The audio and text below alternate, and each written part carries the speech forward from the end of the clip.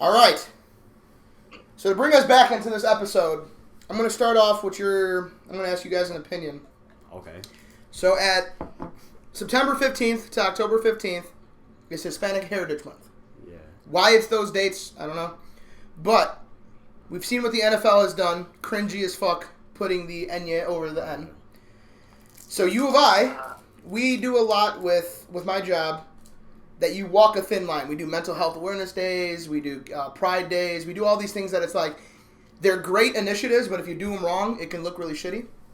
So we have to do Hispanic Heritage Month.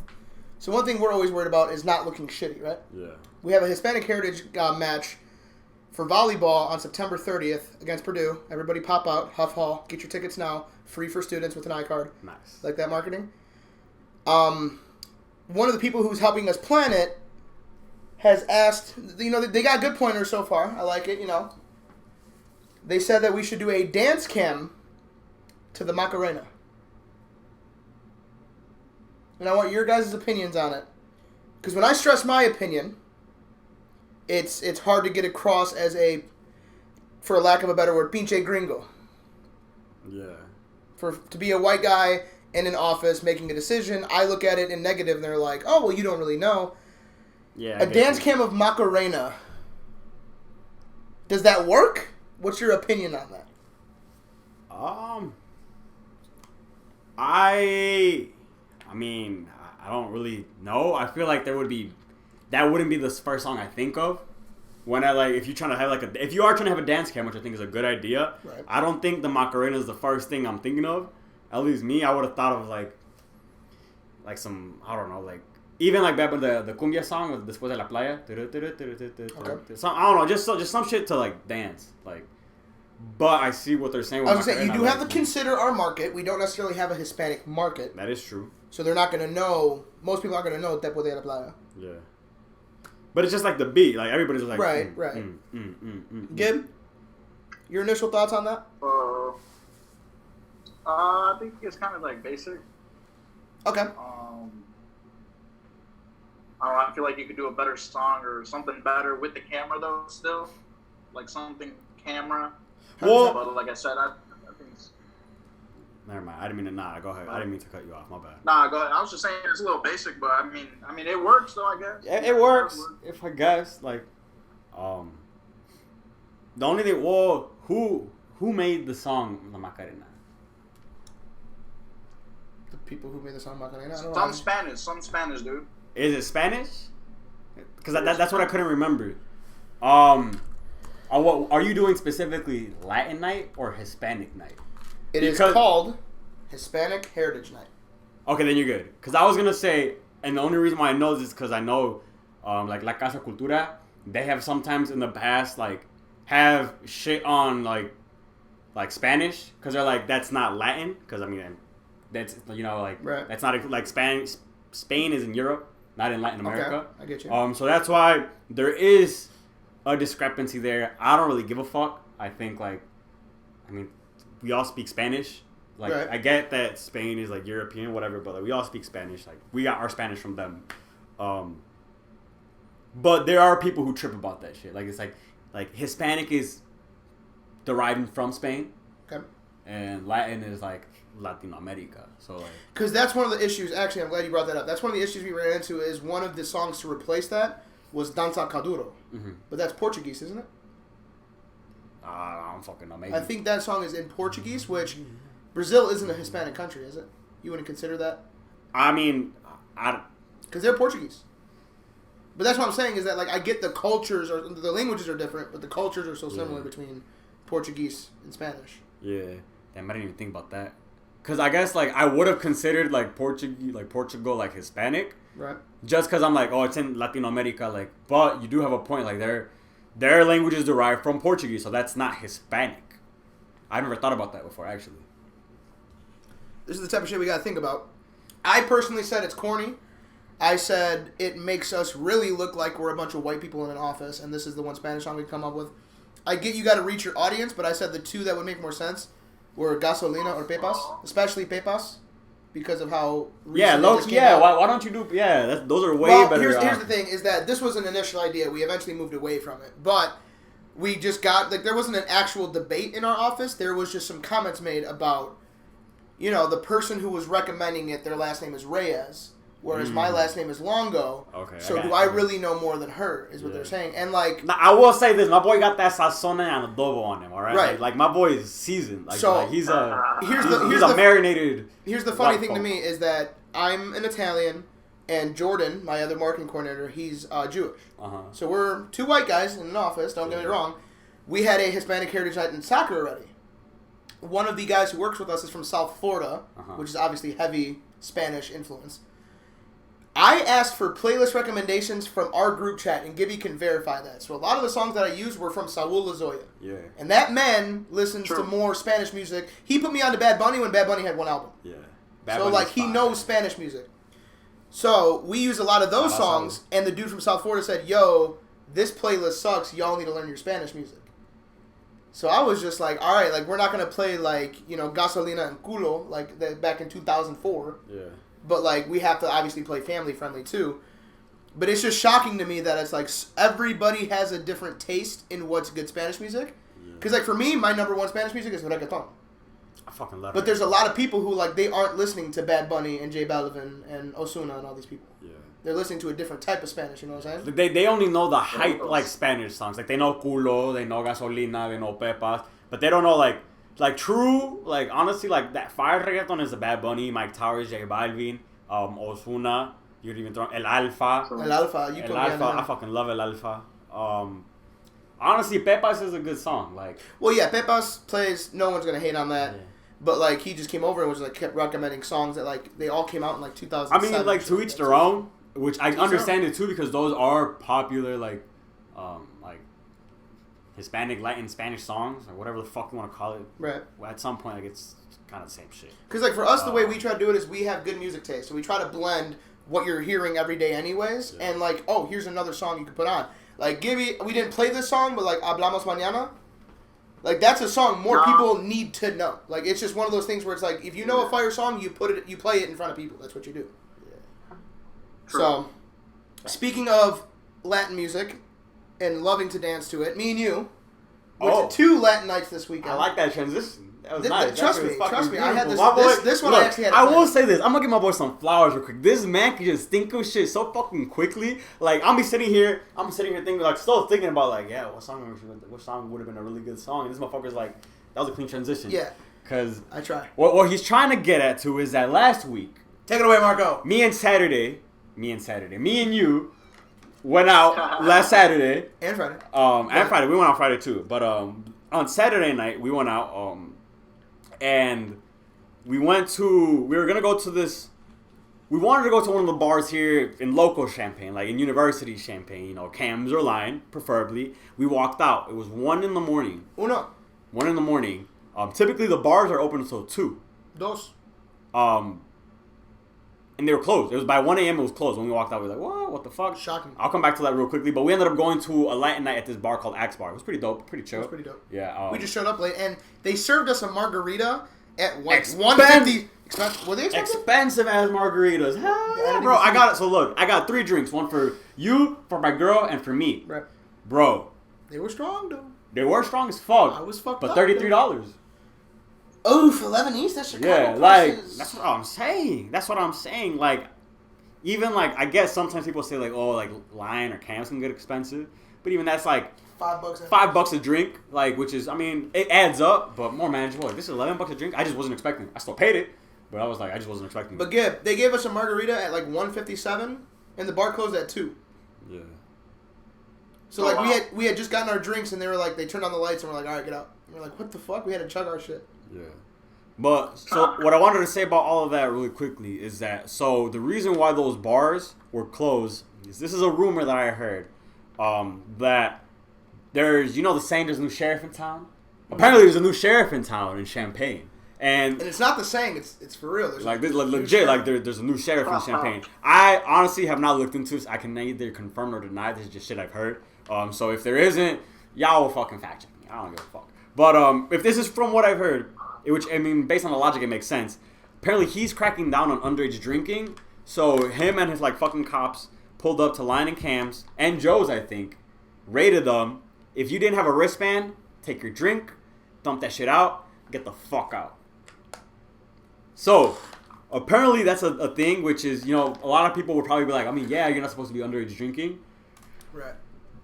I was going to preface it by saying, the way the bars work at U of I, for everyone back home, is... And Gilbert, you can attest. You can even work at these places, but you can get into the bars at the age of 19, as in not sneak into the bars, not know the bouncer and get into the bars, as in you show them your state ID that says you're 19 years of age, and they let you into the bar. The thing is, everybody who's over the age of 21 gets a wristband. Of course, you get your stamp. Everybody who pays cover does. You get a wristband, and if you don't have the wristband, the bartender is not supposed to serve you, but the bartenders are other college kids who are just trying to make money, especially off 19 and 20-year-olds who don't know what the fuck they're doing. And all those bartenders are typically frat kids, and so they all just want to hook up their fucking, like, frats. Yeah, they're boys and shit. If like, you know a tender, with, like, you know what I'm saying? You're going out, you're getting drunk, you're having 50 drinks, and you're paying $6. And honestly, it's fucking amazing when you do know a tender, because you can walk in there, drop, I mean, a decent amount on drinks, and you only end up paying anywhere between, like, $2 to $10 the whole night. Right. Like, it's pretty dope.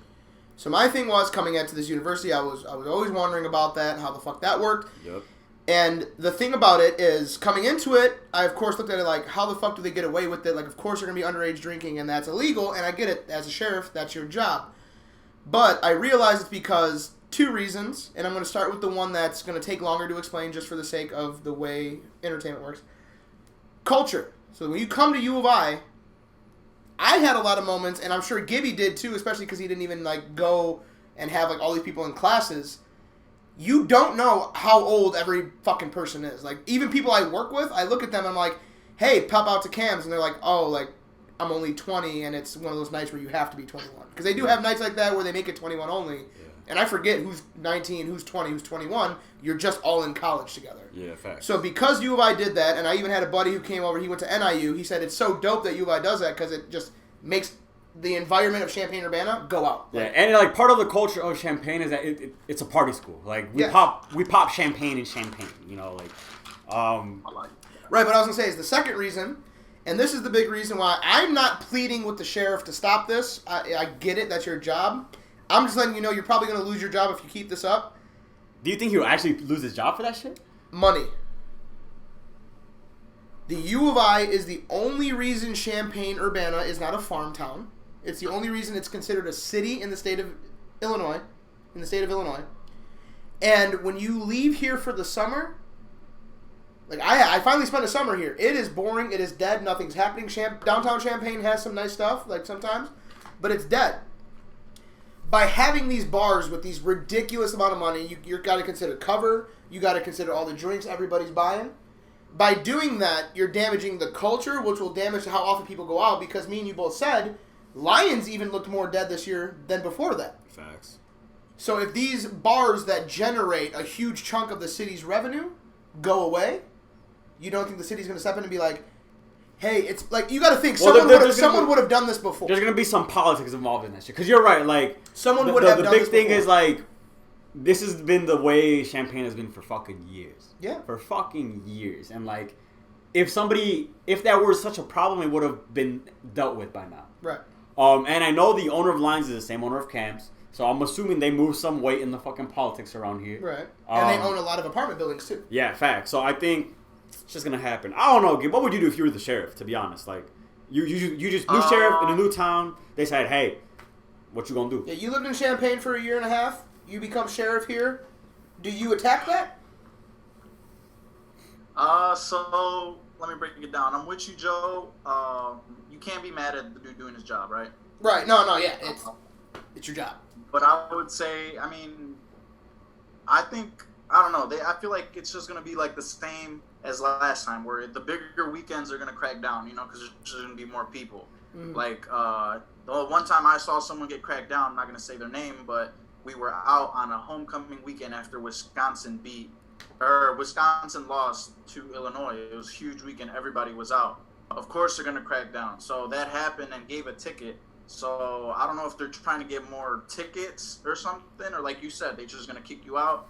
But I think, like, you can't be mad at the guy doing his job, obviously, but, like, I don't know. It's a tough spot to put him in because Or he can just be like a Karen, you know, and just like not care and just kind of ruin it all. Yeah. I mean, what I will say is this, like, don't you think that, like, this motherfucker, because if he's a new sheriff, that definitely had to been a topic of conversation when he was getting hired. So whoever hired him to be the new sheriff, I don't know what, if there's like a fucking like board or whatever. Probably city council. That's what I'm saying. So if the city council is the one putting him in charge, leading over this, it's probably because it's coming from them, some sort of shit, you know? So I don't know. Because here's what I was going to say is that Gibby brought up an interesting point of they're probably just starting to do this to get ready for those big weekends. Because one thing we noticed last year, and unofficial last year, was our first unofficial since COVID hit. So it was huge. Yeah. It was huge, and the craziest part about it was small relative to how it was when I was a freshman in 2019. Really? So, like, it was because it was the first time people were popping out again. So, like, not everybody had a game plan like people usually do on unofficial. It was all rookies. So, even on that weekend, we didn't end up getting back into cams because you needed an iCard to get in. And when you do that system, especially on these big weekends, you lose everybody. You know what I'm saying? So, like, for us, we were all of age, but we weren't able to get in because Gibby doesn't have an iCard. Yep. Carlos doesn't have an iCard. Yep. Forgot who else was in it. I think James was with us. He didn't have an iCard. Payan. I think, Payan and Elkin, they both Payan went to and Elkin. Iowa. Like, they didn't have iCards. So they lost all those of-age customers because their only way to restrict it was by doing iCard only because they're a 19-plus bar. So I think by doing this, it like Gibby said, it's going to create... I don't even think they're going to pop big weekends necessarily. I think it's just going to create that scare. You know what I'm saying? Like, they might crack down on Halloween weekend, but then they might not crack down on the next big weekend. But I feel like that doesn't make sense. They would crack down on all the big weekends. Like, because they The difference between it is typically do if that. you crack down on one big weekend, word gets around. Word of mouth is still the most effective advertising.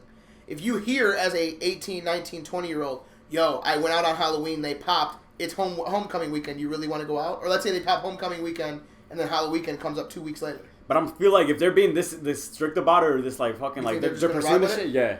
Like I feel like they're gonna do that to try to set a precedent. If that's what they've been doing on non-big weekends. But that's what I'm saying, is they're doing it on non-big weekends to set up the precedent of doing it on a big weekend. So people aren't like, oh, just let us enjoy our homecoming. Now it's like, we've been doing this throughout You the don't year. think that logic is a little backward though? Like just in the sense that like if they're gonna crack down on little weekends, don't they by default would crack down on a big weekend? Yeah, I'm saying they're going to do a couple, but then they're not going to do all of them necessarily. Okay. Because then it just creates that feeling again of like, all right, when shit gets rowdy in Urbana-Champaign, let the 21-year-olds go to the bar, you stay home. But if it's just a random weekend, you know, in fucking middle of November, fuck it, go crazy. Okay. So that's what I'm saying, is you do a couple little I see ones what to you're give you saying. precedence for when you crack the big one. You crack up a couple big ones to give you the scare of not going out on a big weekend. Because all freshmen are going to tell everybody. So you crack one freshman, all the freshman class just got eliminated. Yeah, facts. And word does spread fucking quick That's what I'm on this saying. campus. On this campus, Oh my bro, you God. wake up the next day, especially people who use Reddit. I don't. But those I use motherfuckers Reddit. on Reddit know everything about this Bro, campus. literally, everything Reddit updated. is like the quickest way to fucking just learn shit on campus. Like, It really is. Bro, I knew about stuff on Reddit because of Reddit. Of U of I, and I wasn't even a student there. yeah, If you look up UIUC Reddit, everything's on there. Everything. yeah. That's. I mean, I think that's most All the colleges. good, all the bad. Yeah, Well, like yeah, all most colleges have the Reddits, but like it's a pretty cool thing. Like it's a cool like student news thing because people will be like, "Yo, fucking, I don't know, fuck." Like I don't know. They'll just say shit. Like everything gets spread. You learn everything about everything on there. Ooh, I want to ask y'all this though. When we do go to a bar, because we all are of age. Yeah, me and Gibby are 22. What is your preferred drink? What do you go up to and be like, hey, let me get a... Okay. Gibby, you want to start with this? I feel like you're a little bit lighter on the drinking. You probably have simpler answers, but if you want to think, I can go. At what bar though? What bar? I Are we mean, going U of I based, or are we just going to the bar? we can do both. Fuck it. Like, if it U of I. I'm big on blue guys for sure. Yeah. I'm at U of I. Yeah. That's like really the only thing I want to drink. Or what is the other one? And I'm a big what's that? The one with it's like red. Vodka crayons? Yeah, simple shit like that. Honestly. So I was going to say, if I get to pick any bar and any drink, Cam's is Blue Guy. It's my college drink. It's going to be one of those drinks that I hold close to my heart forever. If I'm going to a normal dive bar that doesn't have the best liquor, I'm going to drink a vodka crayon like Gibby said. I think it's the safest one. And for the most part, you never get a bad tasting one. Yeah. If I'm going to a nicer bar, my preferred method of drinking in all shapes and forms is a tequila shot and something non-alcoholic to go along with it. But if we're talking actual mixed drinks, I like Palomas are my number one. I was going to say Palomas are far and away my number one. Margaritas are a close second because I'm a big tequila guy. Yeah.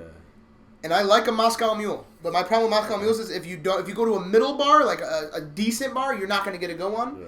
And those high-end bars always charge like 15 for them. So it's hard to find that sweet.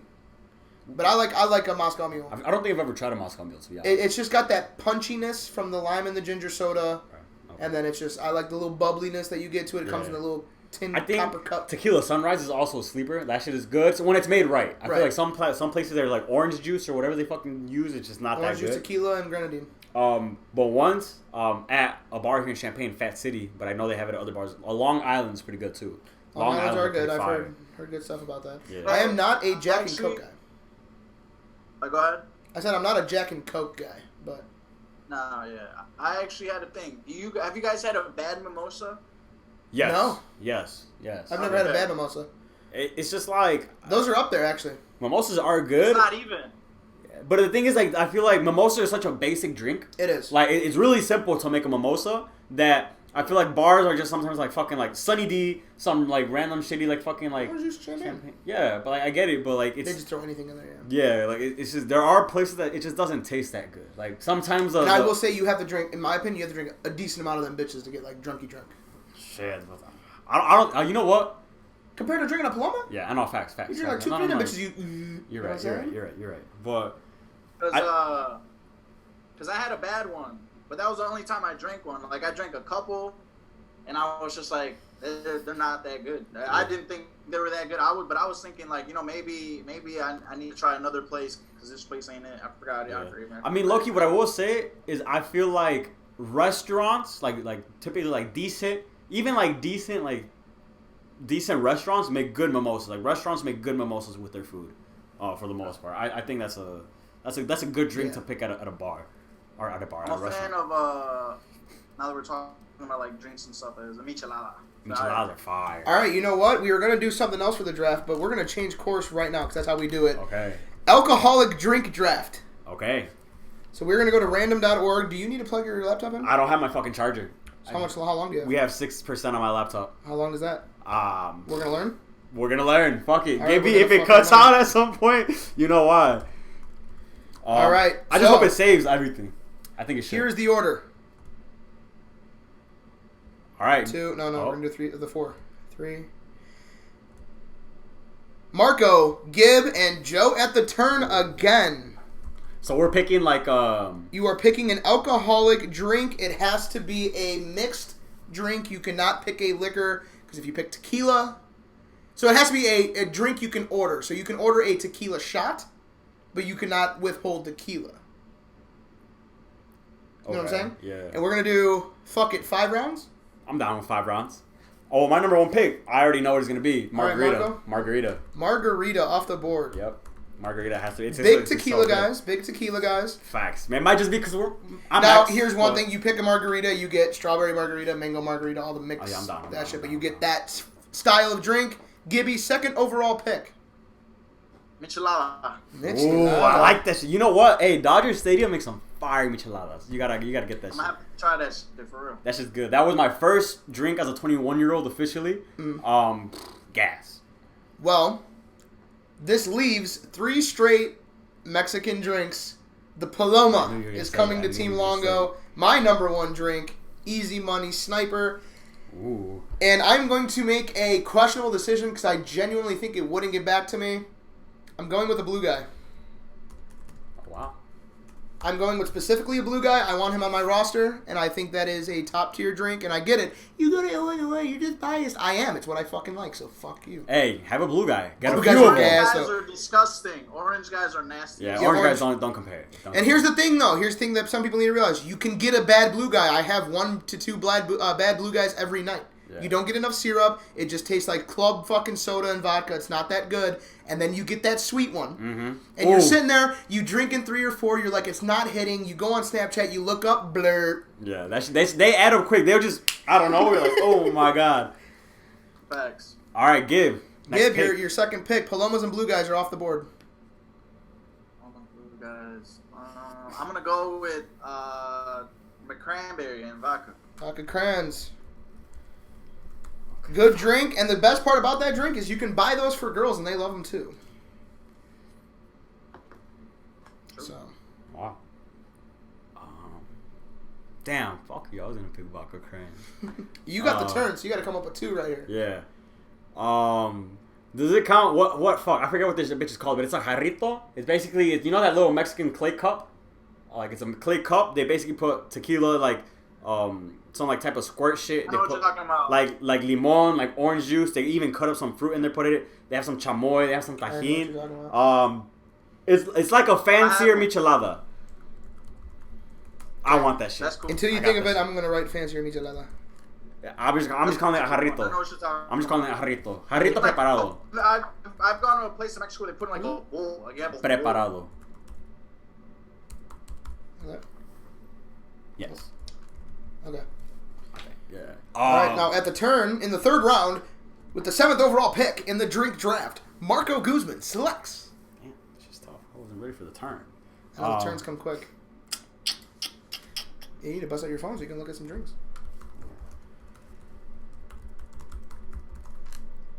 Oh, you know what? I'm picking martinis. I want a martini. Martinis. I want a martini. Give me that shit. I want a martini. My dad would love you. All right, Gibby, that brings it back to you, cuz. Actually that chocolate drink that I had. Remember that? What is that? That chocolate tequila? Yeah. Okay. So do you want to just go tequila shots? Yeah, I go tequila. And then you get all of the just raw tequila? Yeah, that I think it was like, yeah, chocolate. We put coffee. It was coffee tequila in chocolate milk. Coffee. Yeah, coffee. Okay, so I'm going to go coffee tequila. All right, that one was fire. He got it straight from fucking Jalisco.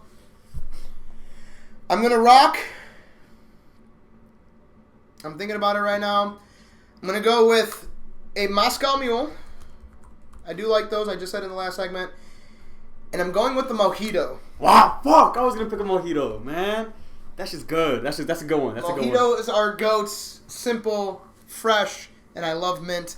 Gibby, that brings it back to you for your 4th pick. Can I do fuck? Yeah, I was gonna say we're not really Red Bull, drinkers. does that count? What? Vodka and Red Bull. That counts. Anywhere. So that is essentially a blue guy at any other place. But that brings it. Wait. Pause it though. This is what Marco was talking about. Yeah, one of those type shits. Yes, sir. Is it gas? That's just gas. That's just looks amazing. gas. Yeah, that looks I'm pretty gas. sure I have like a Snapchat of that shit too. Yeah, but you'll either get in like a big ass bowl like that, or it'd be like more of like a cup. Okay. Marco, that brings it to you. All right, so. What's that, Joe? Yeah, that shit was good. Oh my god. Hey, you remember when there was a phase where that fucking like fancy sangria was a fucking Yeah, shit? Capriccio or whatever? Yeah, Capriccio or something like that. I'm not picking that shit. I just wanted to talk about that. I think I'm going. You know what? This is a little bit out there. But when this shit was made right, I remember. I think I tried this when I was in Mazatlan this last year, this last summer when I went on vacation with the fam. This shit was gas. Shout out to the dude who made this shit. Whiskey sours are good. Whiskey sour, okay. Whiskey sour is good. That shit is good. And then I think This is your last pick. this is a sleeper pick. A lot of people forgot about this shit. I don't think it's even been mentioned in our conversation. With my 5th and final pick, I'm going with La Piña Colada. Piña colada. I did forget about that one. Piña coladas. I like that shit. And getting lost in the rain. When that shit's made right, that shit's good. Gibby, currently with a michelada, vodka cran, vodka Red Bull, and coffee tequila, what are you closing your draft with? Man, this is tough. Fuck, man. I'm trying to think.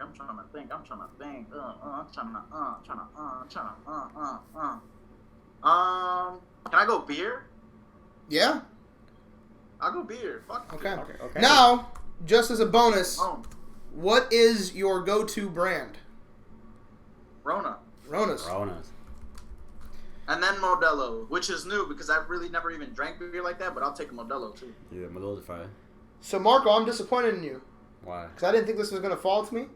I knew I had to take mojito. What do you drink every night, cuz? Well, I just didn't pick that because I didn't know if that was like the whole category. Okay, so I guess if I had to pick wine, I would go with Moscato. Okay. I like Moscato. Moscato. Roscato's good too. Do I want to pick it 42 on the though? rocks.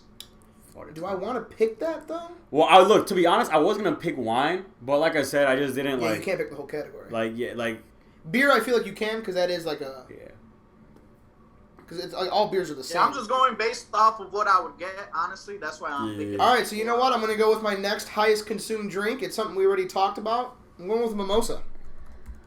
Okay. So to close the draft, I think I had a good turn. Marco goes home with a margarita, a jarrito peperado, a martini, a whiskey sour, fire, and a pina colada. Sleeper pick. Gibby has a more. Gibby meant more of how I went in the cereal draft. He has some that are unique to him, but I think he got a sleeper in the 5th round to the general public.